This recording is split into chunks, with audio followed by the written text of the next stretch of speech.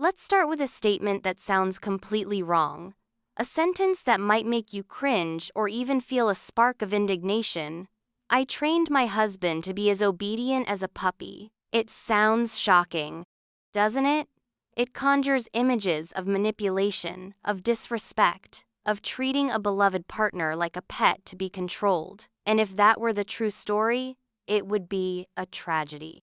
But what if I told you that hidden within that provocative, uncomfortable phrase is the secret to unlocking a more peaceful, connected, and profoundly loving relationship? What if the real training wasn't about teaching him to fetch my slippers, but about me learning to fetch the best in myself? This is not a story about dominance and submission. It's a story about the subtle, powerful science of human behavior, and how understanding it transformed my marriage from a silent battlefield of resentment into a sanctuary of mutual appreciation. If you've ever felt trapped in a cycle of nagging and frustration, if you've ever looked at the person you love and wondered where the magic went, then I invite you to suspend your judgment for a moment and journey with me. Because the path to healing my relationship began with the startling realization that the techniques used to train dolphins and lions held more wisdom about love than any marriage manual I had ever read. Before this discovery, my life was a symphony of low-grade frustration, and its daily crescendo was the sound of my husband Scott's misplaced keys. It was a recurring drama. I'd be in the middle of something, seeking a sliver of peace, and he would erupt into the room like a storm front. My keys! I can't find my keys! The words were always laced with an undercurrent of accusation, as if I, the keeper of all domestic order, had somehow deliberately hidden them. The air would crackle with his agitation. Our dog, Dixie, a sensitive soul, would cower, her tail tucked, her body language screaming, "Danger!" The old me, the me who was a willing participant in this toxic dance, would immediately abandon my own needs. I'd become his frantic, soothing assistant in chaos. "It's okay, honey, don't panic, we'll find them," I'd murmur, my voice taking on that falsely cheerful tone of someone trying to coax a toddler out of a tantrum. But it never worked. My involvement only fed the beast. My suggestions were met with irritation. My presence became an audience for his fury, and a minor inconvenience would escalate into a relationship-defining crisis, leaving us both feeling bitter and disconnected for hours afterward. This cycle was our normal. It was a painful, exhausting, and deeply predictable pattern of interaction that was slowly, methodically, grinding away the foundations of our love. I loved Scott. I never stopped loving the core of who he was. A brilliant, adventurous man with a heart full of stories and a quirky Vermont accent that could still melt me after 12 years. But living with the daily version of him was another matter. The chronically late, moody, messy man who seemed selectively deaf to my requests but had superhuman hearing for my sighs of exasperation. I tried everything the world tells you to try. I initiated serious talks that would devolve into a he said, she said of grievances. I would use I statements, saying, "I feel frustrated when you leave your wet towels on the floor," only to be met with defensiveness. "I was in a hurry. Why is it always such a big deal?" We were caught in a loop described perfectly by the renowned relationship researcher Dr. John Gottman. Our interactions were dominated by what he famously termed the Four Horsemen of the Apocalypse for relationships.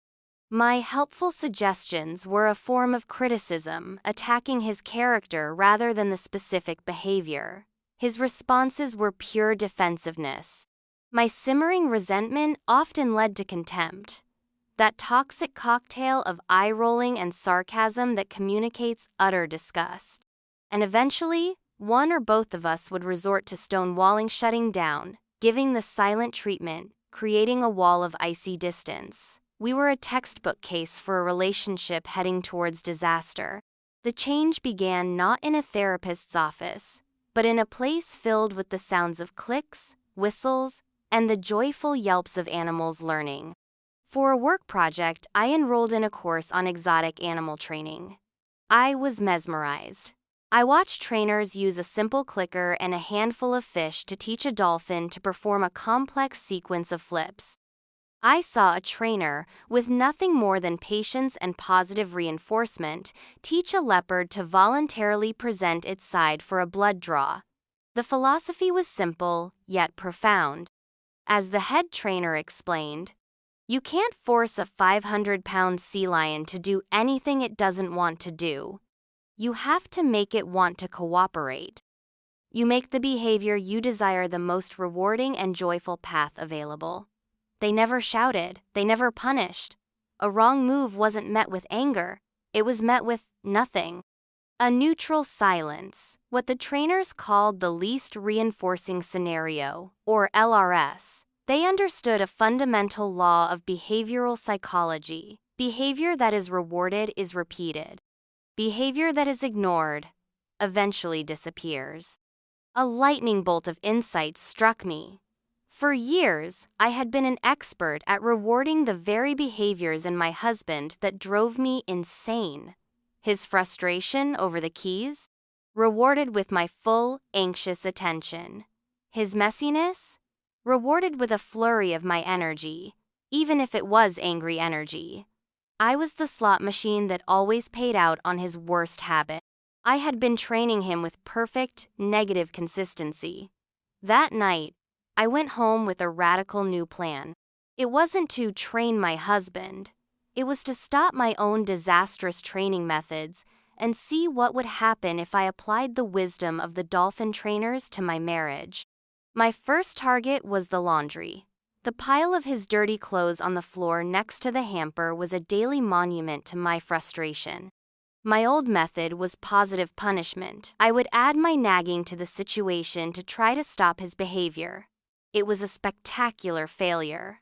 My new method was twofold. First, extinction. I implemented the LRS. I acted as if the clothes on the floor did not exist. I gave them no attention, no energy, no size. I simply stepped over them. Second, positive reinforcement. I became a detective for good behavior. The first time he tossed a single shirt into the hamper, I waited for a quiet moment later and said, "Honey, thank you for putting your shirt in the hamper. I really appreciate it." He barely noticed. But I was consistent. 2 shirts in the hamper earned him a kiss on the cheek. A whole armload got a genuine, "Wow, thank you so much. That's a huge help." I was connecting a desired behavior with a reward affection, praise, gratitude. In his brain, a new neural pathway was being forged, coded in the feel-good neurotransmitter, dopamine. The equation was changing from leaving clothes on floor equals gets a reaction to putting clothes in hamper equals gets affection. The result? Slowly, without a single fight, the laundry monster on the floor began to starve and die. This principle extended to more complex issues. I learned the art of shaping or rewarding successive approximations. You don't wait for a perfect performance. You reward any step in the right direction. Scott was always late. My old self would wait, fuming, until he arrived 30 minutes late and then punish him with anger. My new self, applying the shaping principle, would celebrate an improvement. If he arrived 15 minutes late instead of 30, I would greet him with a genuine smile. "I'm so happy to see you," I'd say, focusing on the positive momentum. By rewarding the improvement, I was making punctuality a more attractive behavior. I was building on small successes instead of punishing failures.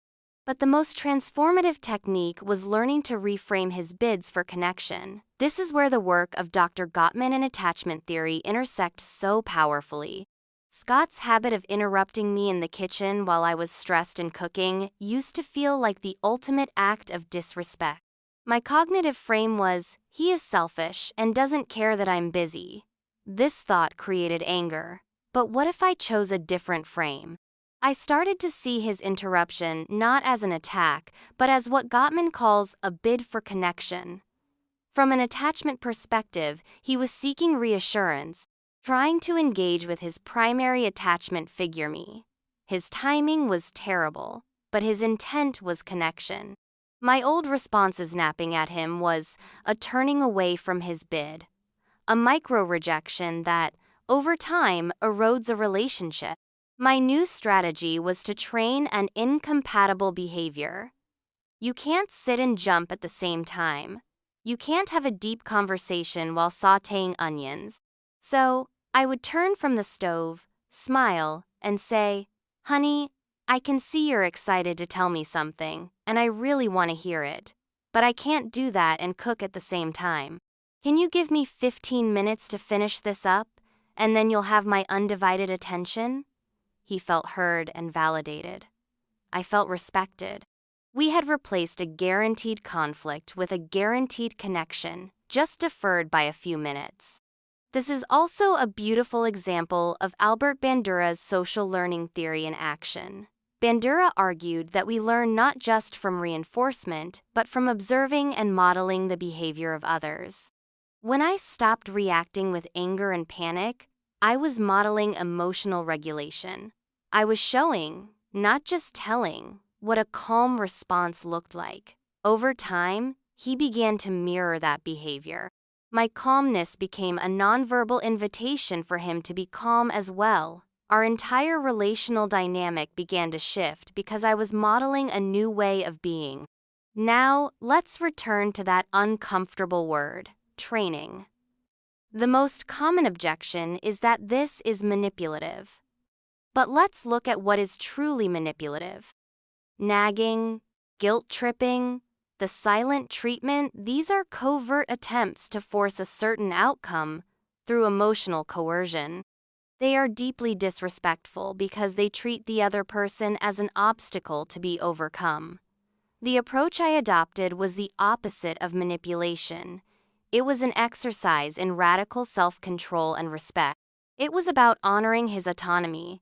I acknowledged I could not make him change. I could only change my own behavior. I could choose to stop being a source of punishment and instead become a source of reinforcement for the man I knew he was capable of being. The only person I was truly controlling was myself. I was training myself to be more patient, more observant, and more loving. I was retraining my own brain to scan for the positive instead of the negative. This wasn't a trick I was playing on him.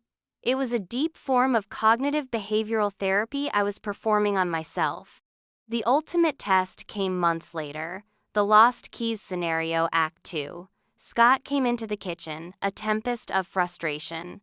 "I can't believe it. I can't find my keys," he fumed. He kicked a cabinet. The old me would have tensed for battle. The new me took a slow, deliberate breath, a technique to prevent what Gottman calls physiological flooding, that state where your heart races and your rational brain shuts down. I didn't turn around. In a calm, neutral voice, I said, "Wow, that sounds incredibly frustrating. I hate when that happens." That's it. I didn't fix. I didn't scold. I offered a gentle startup by simply validating his emotion. This is the direct antidote to criticism. I also took responsibility for my own emotions, not hiss the antidote to defensiveness. And by not engaging in the drama, I was refusing to stonewall. I was present but not participating in the escalation. He stood there for a moment, the wind taken out of his sails. Without an audience, the tantrum had nowhere to go. He muttered something and left. A minute later, he walked back in, keys in hand. He wrapped his arms around me from behind and rested his chin on my shoulder. "Sorry," he said quietly. "Found them." In that moment, he wasn't just talking about the keys. He was acknowledging the new peace between us. This journey taught me that the most powerful tool in any relationship is the ability to manage your own reactions. It's about shifting from being a critic of your partner's flaws to becoming a detective for their strengths. It is, in essence, building what Dr. Gottman calls a culture of appreciation the direct antidote to contempt. I am not suggesting this is a cure. All for major betrayals or abuse, those require professional help and firm boundaries. But for the everyday erosion of love caused by friction and misunderstanding, this change in perspective is revolutionary. The provocative title of this story, How I Trained My Husband to Be as Obedient as a Puppy, was my starting point. It represented a desire for control born of desperation. But the journey ended in a place of profound release.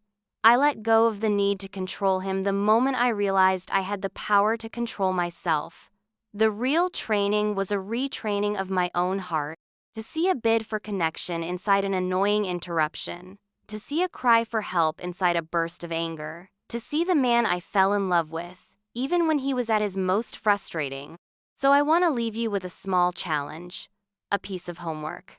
For the next 24 hours, make it your secret mission to become a detective for the good in your partner. Notice everything. The way they make the coffee, the fact they took out the recycling, a kind word they said to someone on the phone, a shared joke. Write it down, don't show it to them. This list isn't for them, it's for you. It is the first step in retraining your own brain to see the love, kindness, and effort that is already there. It is the beginning of changing the lens through which you see your world. You may find that by changing what you look for, you change the person you find. And that is a magic more powerful than any training could ever be.